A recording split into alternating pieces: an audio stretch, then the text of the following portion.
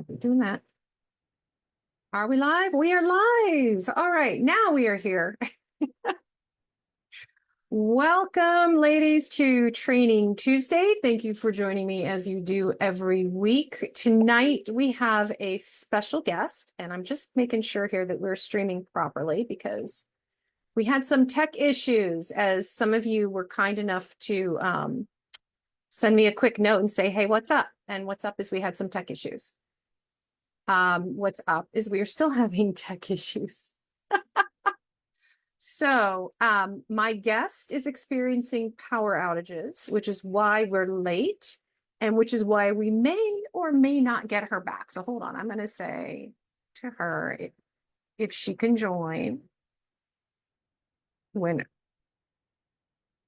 if she can rejoin us, she can. But in the meantime, thank you for joining Training Tuesday. And I'm going to, oh, hey, Christine's here. Kelly's here. Hey, Jackie. So I am by myself right now because my guest is having power issues. The ironic thing is 20 minutes before 6 o'clock, we were testing it. Everything worked beautifully. And literally, as soon as I said, all right, it's 2 minutes before 6, I'm just going to go set up the Facebook page and make sure we're all good to go, she lost her power. And now it's just happened again.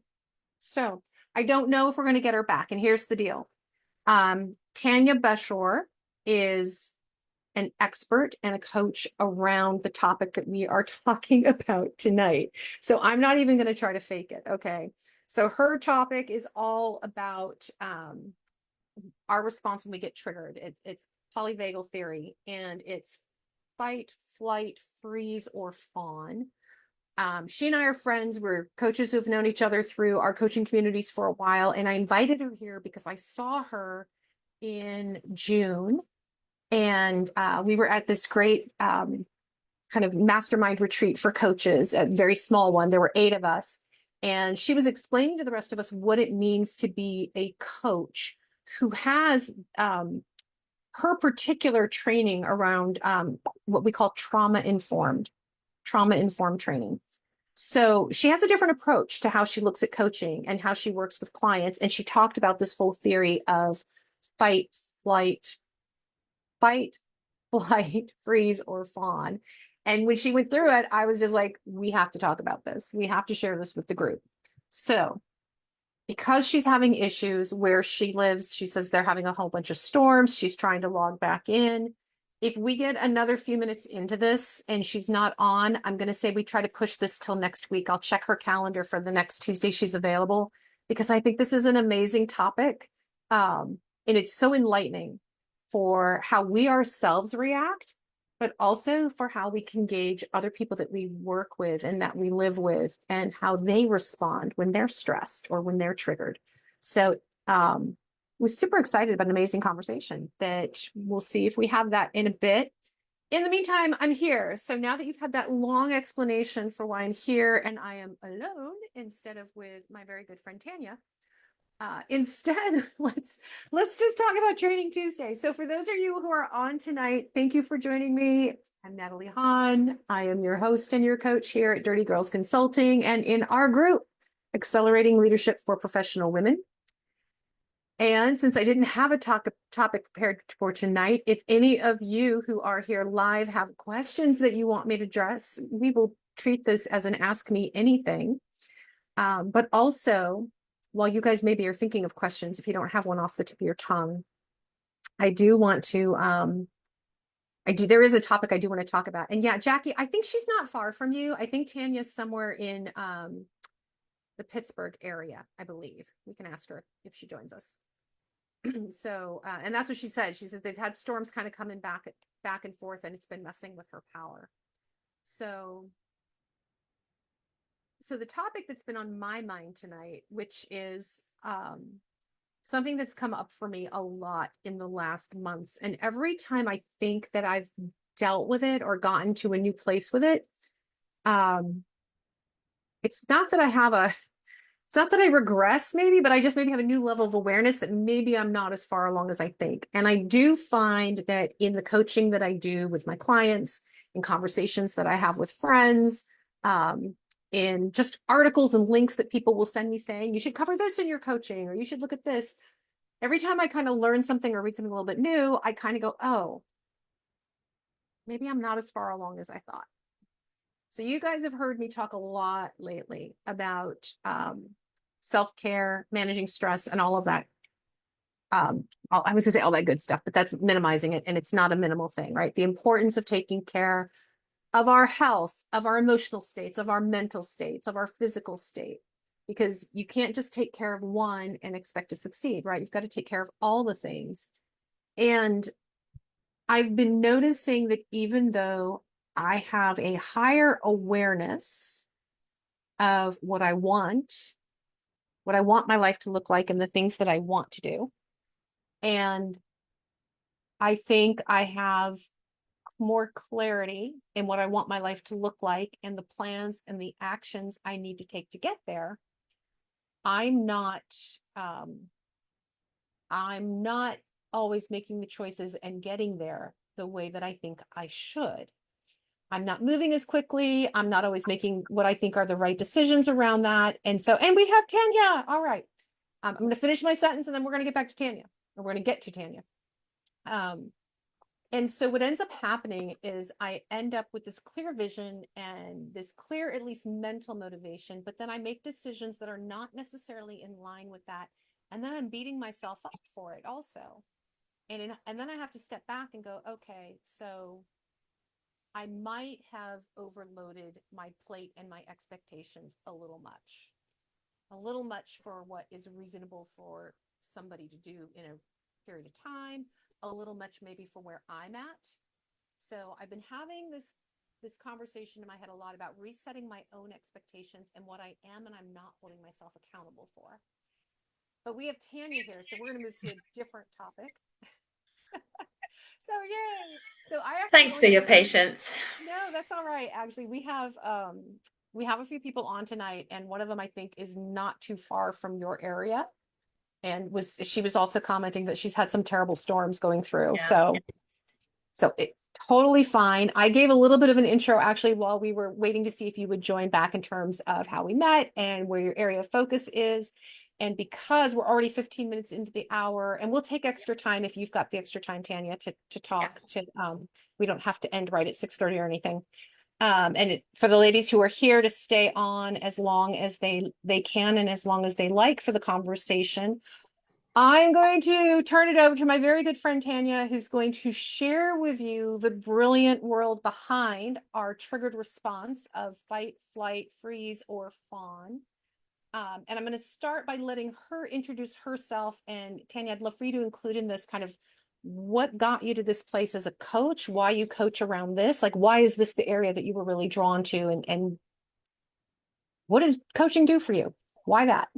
Yes, ma'am. All right. Well, first of all, apologies for being late. Crazy storms here. I just decided, you know what, log into the laptop. It can do what it wants, and then it won't log me out. So here I am looking at you through my laptop. Tanya Beja, originally from England. So you're going to hear that strange, morphed, weird accent all the way throughout. And I'm going to put you out of your misery now. It's English, although it's pretty bad. I've been in the States since 1991, and I moved to America to take a year out because my life in England was a disaster. I pretty much ran away from home, not literally, but ran away from my life there, came here, started a new life here. And this is all relevant to what I'm teaching you about tonight. So I came here, I was a nanny for one of the Pittsburgh Penguin players for 1 year. And then I met this man who love bombed me, swept me off my feet. Within 6.5 months of meeting this man, we were getting married. And I got married, and I was married to him for 22 years. I left him 4 times in the course of those 22 years of marriage. And the 4th and final time, I got divorced and left.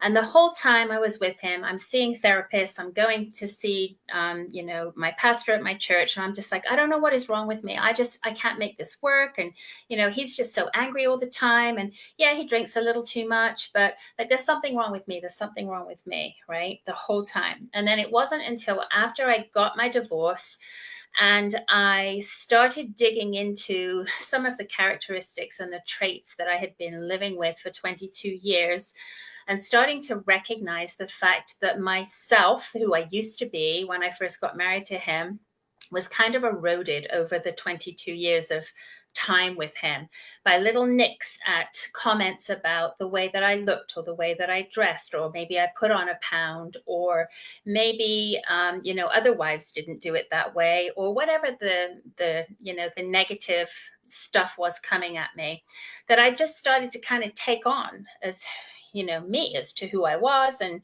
what I was about. And it wasn't until after I left that I really started digging into this clicky word that was being thrown around at the time: narcissism, narcissistic people, narcissistic personality disorder. I'm like, what is this? And I really started digging in. I was working with a high performance coach who Natalie and I are both friends with. And she said, I remember training with this woman named Caroline Strawson out of England, strangely enough. And I think she has something to do with narcissistic abuse. You might want to check her out.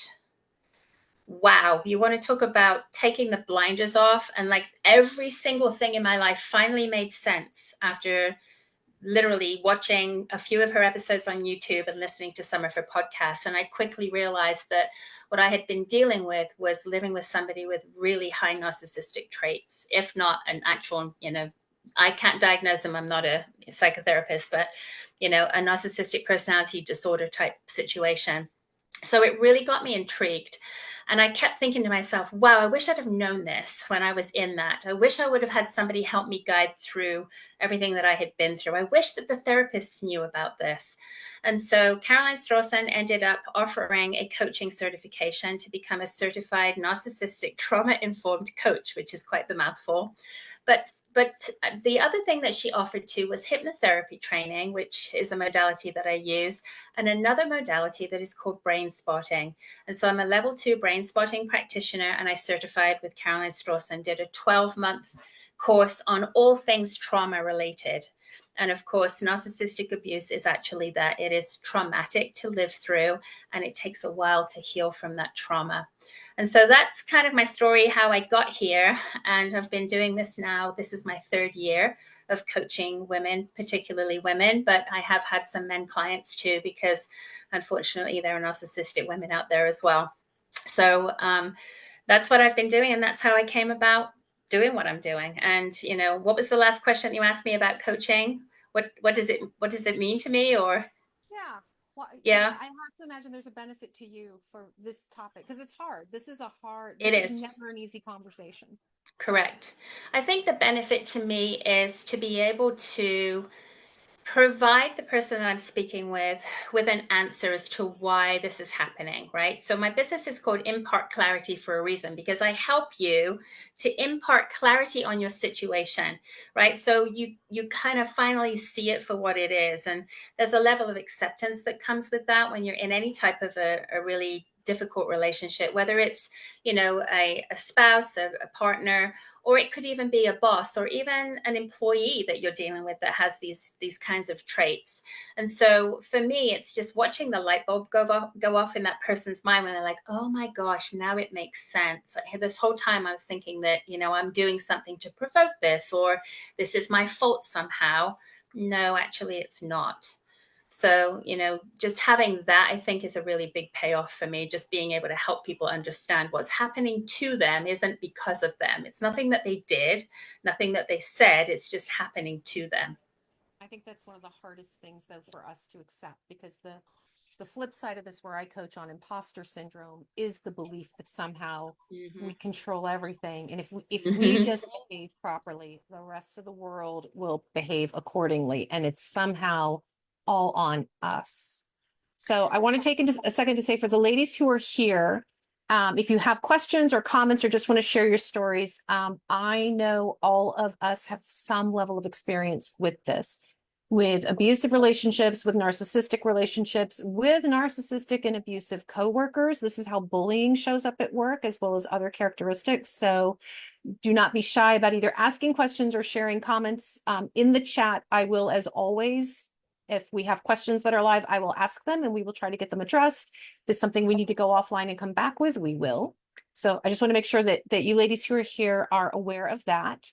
And then Tanya, for you, I know that for us, and we've talked about it a little bit in the group, but not in this context, that right, Mhm. when we get put on the spot and Mhm. are feeling triggered, to use the word that we've been talking about, when we're triggered, right? Yep. We know, some of us, we know, oh yeah, I'm a freezer. Oh, I'm a fleer, right?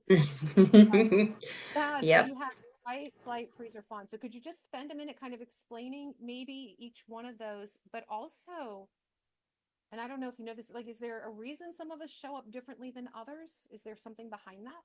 Actually, we actually can show up as all four, and we do at various different times of our responses to something. So the way that the fight, flight, freeze, or fawn response comes about, and actually you did a really good job of explaining, whether you realized it or not, what fawning is when you were talking previously about modifying your behavior to try and impact that of another, and that's actually what fawning is.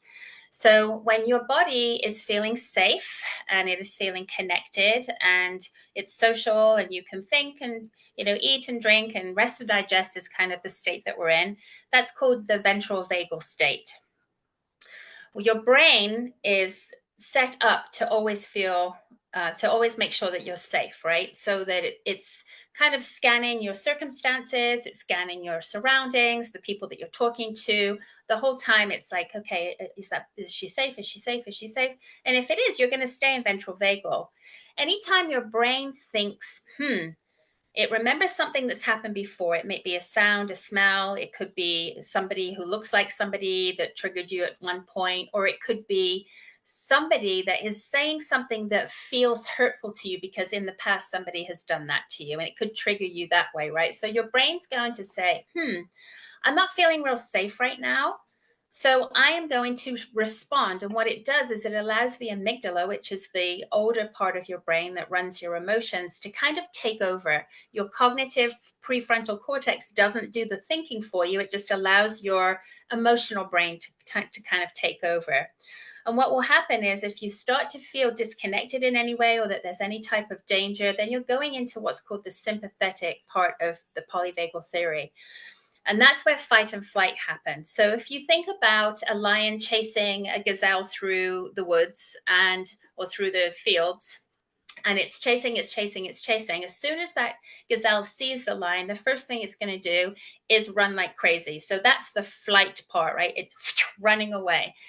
Perhaps if it's cornered, it might try and fight off the lion. And in our case, we can fight with our hands, or we can fight with our words, or we can fight by literally throwing things at people. That's how human beings fight. And if we still don't feel safe, and if that gazelle still doesn't feel safe, it will literally pretend to be dead. It will freeze until the lion or whatever just gives up and moves away. As a human, what happens when we freeze is that's where things like depression, overeating or not eating at all, over drinking, excessive anything that's not good for us, right? And that's when we go into what's called a dorsal vagal state. And that's when we freeze. We just literally shut down. We can't function. We can't think straight. We are in a really bad place. And our brain is keeping us there because it's saying, hey, it's not safe for you to do anything else right now. So as humans, we can go in and out of the dorsal vagal and in and out of the ventral vagal, and we do quite often. And when you're being triggered by something, usually it's a wound from childhood, someone that has said or done something to you, and it triggers that memory or that feeling in your body. So a lot of what I talk about is somatic. In other words, how does it feel in your body? Oftentimes, you can't breathe, your throat's closing up, your like shoulders are hurting. Your body will usually tell you before your brain kind of catches up, hey, something's wrong. You just have to pay attention to be able to catch it. I tell them that all the time when we talk about chakra healing. Listen to your body. Your Mm-hmm. body will tell you where the stress is Yes. and help you Yes. can help manage that, right? So I Yep. have a question from Jackie. And hey, Terry, I see that you've joined us as well. It's great to see you. Jackie asks, is there a way to keep a narcissist in your life with firm boundaries, or is cutting this person out, cutting ties the only answer? It depends, and I know that sounds like it's a cop out, but it really depends who the person is, right? If it is your mother or your father, or your brother or your sister, yes, you can set really hard boundaries with them and have a relationship on your terms. If it's an intimate partner, I have yet to see, and I tried it for many years, 22 years, in fact, I've yet to see where, even with really firm boundaries, that is doable. The person that you're with really has to genuinely want to give a little, right? And so if they're a true narcissist, they are not going to be aware that they're even causing you any pain. They will have no empathy for how you feel. And it is really, really hard to live with that. So, Typically, they don't change. yeah, and I'm actually glad you said that because one of my questions was how do we know? What are we looking for to figure out? Here's what I do know about abusive relationships, right? Is we we're often eased into them, right? You mentioned like when you first met your Yeah. husband, there's love bombing that happens. Like Yep. there's a pace and a cadence to the relationship, and Hmm. oftentimes the abuse it's over time and it's little It by is. little, so we normalize it. We do. So we are myself 22 years married. You know, we're well into the marriage years with kids, things like this before Yep. we wait a minute.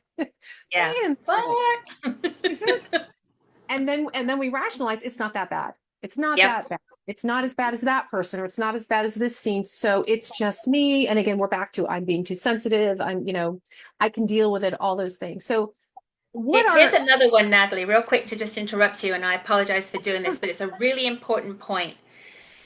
Just because someone's not hitting you, just because somebody is not physically abusing you, does not mean that it is not abuse. And it is really important to know that, because I would say things like, well, he doesn't hit me. No, yeah, but he's throwing things at you that are narrowly missing you, and he's, tearing you apart literally piece by piece. But oh no, he's he's not abusing you, right? It's a really important point to make. So I'm sorry to interrupt you, but I needed to no, say but that. that was kind of where I was going with it, which what are some of the things we should be looking for to help us maybe see more clearly, no, there is really something wrong with this. This is really not acceptable. The fact that my standards or my boundaries have moved along with this relationship does not mean I don't have the right to put a stop to it. But how do I know? How do I trust that? I guess. And that's part of it. It's trusting yourself to know that something isn't right. If you have an inkling that it isn't right, or if you're Googling, is my partner a narcissist, chances are something's pretty bad, right? You've already kind of have an inkling that Have an something's not idea. right.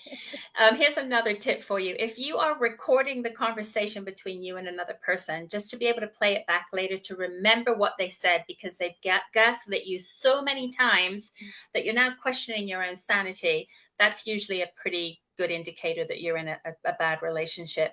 I would say you can start with something small. Hey, when you have a healthy relationship, you can say something like, hey, Natalie, I've noticed that whenever you make that spaghetti sauce and you stir it, it flips up onto the wall. Can you please be mindful of that and clean that off? As a normal human being, you'd be like, oh my God, I didn't even realize it was doing that. You're absolutely right. I'll make sure I don't do that again. And you're going to be cleaning the wall as you make your spaghetti, right? Because that's what a normal person would do. If you said that to somebody who is very narcissistic, they're going to be like, either, you know what, this house is always a mess, and I don't even know how you even realize that there's a little bit more spaghetti sauce on the wall, because God knows, look at all these cobwebs, and now did you see this, and that mirror is dirty, and look at these dust bunnies on the floor. And they will blow something so minuscule up out of proportion. So that's one really good way of figuring it out. You're like, or worse yet, they'll gaslight you, or they'll turn it around on you, and they're the victim. If they do that a lot, whatever the situation is, if they start to make out like it isn't about anything being their fault, but actually it is them that's the victim in this situation. Well, I had to make my own dinner, and you weren't here to make dinner for me. So therefore, don't be bitching to me about the spaghetti on the wall, right? Those kinds of things. Anything that's just not, if it doesn't sit well with you, listen to your body. Because if you get that lump in your throat or that achy feeling, or you're just like feeling stressed all the time that you're around this person, that's usually a pretty good indicator too. At what point do at what point do you find most people come to you looking for help? Are they still in the relationship? Are they trying to get out of it? Are they already well out of it, but they know that the patterns are still kind of hanging over them? Yeah, I've had actually a little bit of everything that you've just mentioned, but predominantly the people who have already left and are like, I cannot be in another relationship with another person like that. Can you please help me not to be? Or, hey, I'm having a really hard time getting over this person. You know, they keep suckering me back into this relationship. I've been there. I mean, 22 years. I left 4 times, right? Help me break the trauma bond. I'm helping most women do that.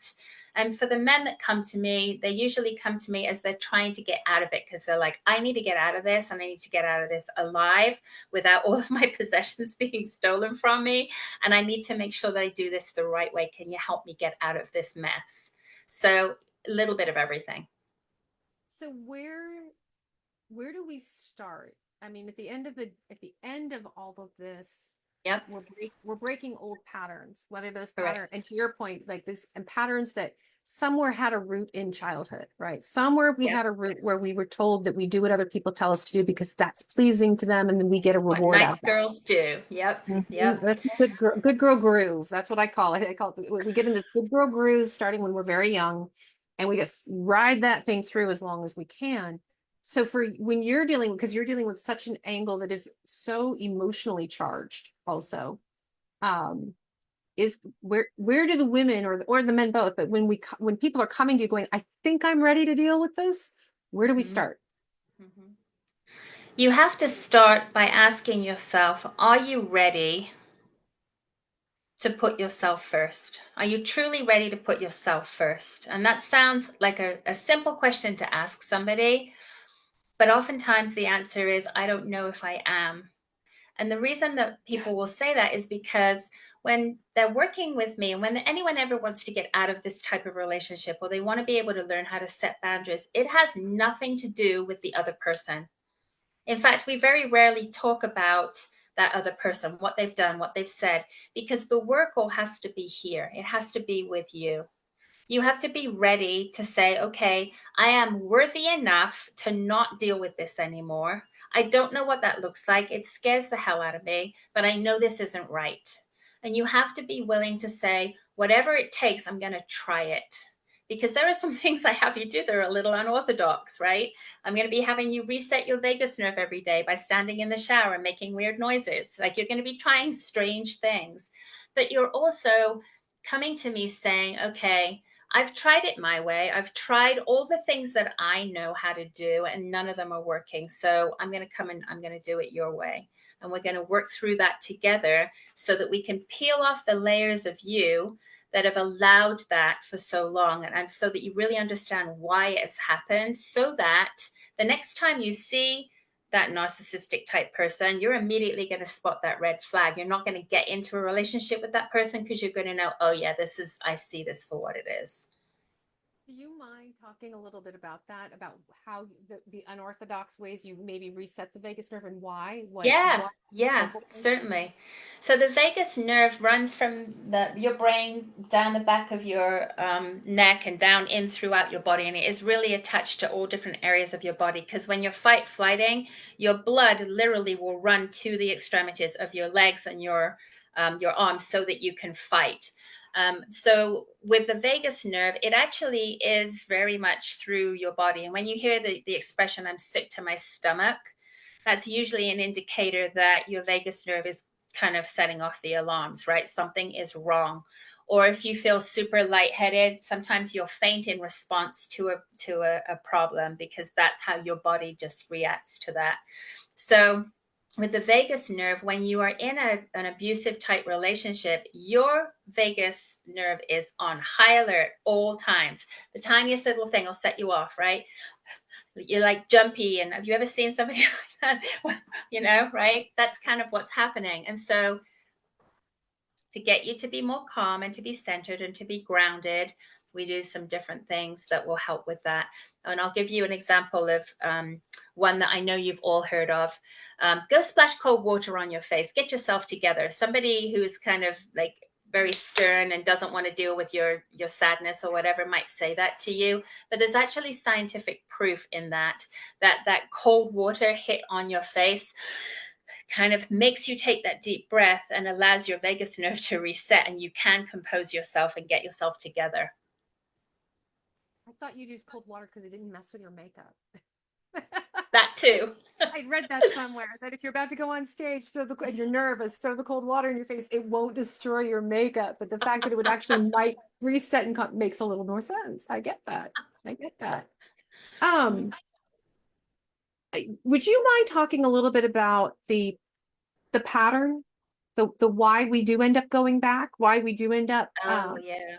repeating relationships, and maybe speaking from experience, maybe not repeating the same relationship just with different people.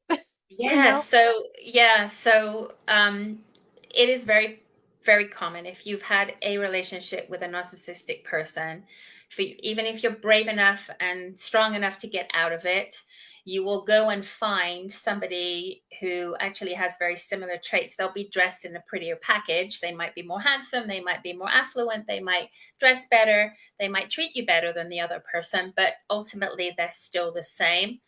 So the essence of this is that a narcissistic personality type person has always got that craving to, what can I get from you? What can I take from you? Right? Nice people like us who are empathetic and kind and loving and sometimes fixers, some a little bit more codependent than others, will be always wanting to, how can I help? How can I help? How can I help? So we're giving, they're taking. It's like this perfect storm, right? So in order to get to the point where you don't want to keep running back to that, or you don't end up choosing the same exact person again, it starts again with you. It starts with you learning yourself. It starts with you understanding why you cave when somebody says something and you want to say yes, say no rather, but you say yes. Like, why do you do that? And and when you can approach things, and this is the biggest takeaway for tonight, when you can approach things with curiosity versus judgment for yourself, that's when the change starts to happen. Why do I do this? Why am I responding that way? Why am I eating this brownie right now and I'm really not hungry? What is that doing for me, right? Whatever your go-to is, if you can get curious around your behaviors, eventually the judgment, you were talking about the fact that some people have the imposter syndrome and we kind of judge ourselves for that as well. Being curious around why it's showing up, when it shows up, and who the players are and what the circumstances are, for instance, can actually really help you to learn enough about yourself that you can come with a lot more self-compassion, a lot more grace for yourself. And then you'll be able to hold better boundaries for yourself. You'll be able to say no. You'll be able to spot those red flags, and you won't want to be in a relationship with somebody like that because they don't mirror you anymore. You're going to be looking for somebody who reciprocates. You give, they give. You give, they give. Instead of it being, the opposite. You're giving all the time, they're taking all the time. And it will feel out of balance because you will have done so much work on yourself, showing up for who you are and understanding, what you like, what you don't like, what restaurants you want to eat at. You can say no and not feel guilty. My husband asked me last night, do I have an extra ticket to go to this concert? You want to go? And I'm like, nope. I don't. Come on, it's a free ticket. I don't want to go. I never would have done that ever in my life. And it sounds so silly to be able to say no and be okay with it. But it is huge when all your life, all you've done is people pleased. Yeah. And it's all part of it. I think something that I would also like for the group to take away, and this is something I've also given a lot of thought to for myself, is that there's no time frame on this. Correct. Kim Connolly was with us last week, Kim, and she was talking about grief, and we were talking about the fact that grief is grief. Yeah. And there's no time that's like, you're done now. You're done being sad, move on with your life. And I think for this also, there's no, when you're working on yourself, one, you're never done, right? We are never done, guys. Before Tanya came on and I was talking to you, I was telling you, like, I'm still struggling with this thing. Like, as I Mhm. still am, and it just shows up differently as I move along, and as I think I get smarter and I think I get better, it shows up in a different way. Or Mhm. maybe it's not the exact same thing, but it's something else. So I feel like there's progress, and yet sometimes I'll beat myself up for not enough progress. But also there's no time frame for getting over a relationship so that you are ready for the next one, right? So two people both coming out of a relationship with an abuser, with a narcissist, one might be ready in a year, for their next new romance, and somebody else might need 3 years, right? Or Mhm. more. I think we all evolve at this. And that's one thing I want to be sure, because when you're doing this work, and especially when you come out of relationships like that, you already have a rather, um, what's the word? I want to say beaten, but that's a terrible word to use for this. You already have an opinion of yourself that is wearing a little thin.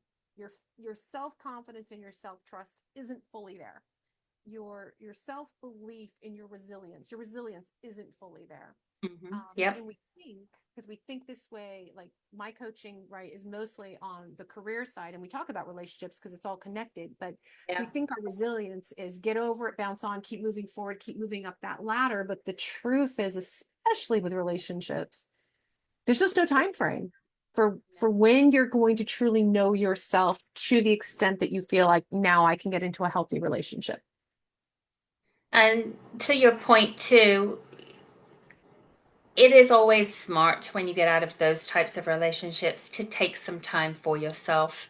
There's I forget his name right now, and I apologize, but he basically talks about self-love deficit. That's what we have when we come out of a relationship like that. It has eroded every little bit of self-worth that we have, and we question every single thing. And sometimes we can't even make the basic decision, like what are we going to have for dinner, because our brain's just like ready to shut down, right? So when you rebuild that self-love, when you start to really take care of yourself with looking at your friend group, looking at the things that you do on a regular basis, even the workplace that you're in, is it healthy? You start looking at every aspect, your friend group, your job, even your relationship with your family, your children, things like that. You'll start to improve in so many different ways in different areas of your life that are all going to bring you up to the point where you're ready to start dating again and to start being in another relationship. Um, any other parting thoughts? Anything we didn't touch on tonight that you want to make sure that we share with these ladies? No, I think just if you remember, am I going to be curious about this, or am I going to be judgmental about this for myself? When you start hearing that inner voice, and everybody has one, negative Nancy will show up on my shoulder sometimes, and I'm like, not today, right? Get curious though. Why is she here? Why is she showing up? Why is she being negative right now? Oh, okay. She's trying to prevent me from being hurt by something, right? Or that negative Nancy voice is trying to stop you from self sabotaging something, or like get curious about why you do what you do. And then the other thing that I will leave you with is when you feel like you just have to pull up your big girl panties and not cry and just get over it and keep on trucking, that's actually the worst thing you can do. The best thing you can do, even if you have to do it in the shower. Watch a chick flick if you need an excuse to cry. The best thing to do is to cry and to just be able to release that. It's very, very cathartic. Thank you for You're joining very us, guys. welcome. Thank you for finding a workaround to to be on with us. Ladies, for those of you who want to learn more about what Tanya's doing, how she coaches, have questions based on this, especially if you're watching in replay, and feel free to drop the questions in the comments. Tanya's in the group. We'll both be monitoring to make sure we answer your questions. If you want to reach out to her directly, you can reach out to her through the group. I am completely cool with that. I bring all these great coaches that I know on because we're all, as I've mentioned to you guys at the beginning of this series, we're all talking about slightly different topics, but we're all coming at it from the same place, which there are ways for all of us to live really happy, healthy, productive lives that we're proud of. And between everyone I've brought you so far, you've met Raywin, you've met Kim, you've met Tanya now. There's a few others that will be coming over the next few weeks. We're all in this for the same reason, which is we love working with you. We love the opportunity to share what we've learned as we're working with it. We're getting the Yep. training, but also we're working with the tools ourselves. And we love the opportunity to share that with you and to see where you all go with it. So thank you for sharing your time with us tonight. Do not hesitate to drop comments, questions in the chat. We will be following up, and reach out to Tanya directly if you'd like to have a conversation with her. Thank All you right. so much, Natalie. You bet. As always, thank you for joining Training Tuesday. We'll be back here again next week. And you ladies have a fabulous week.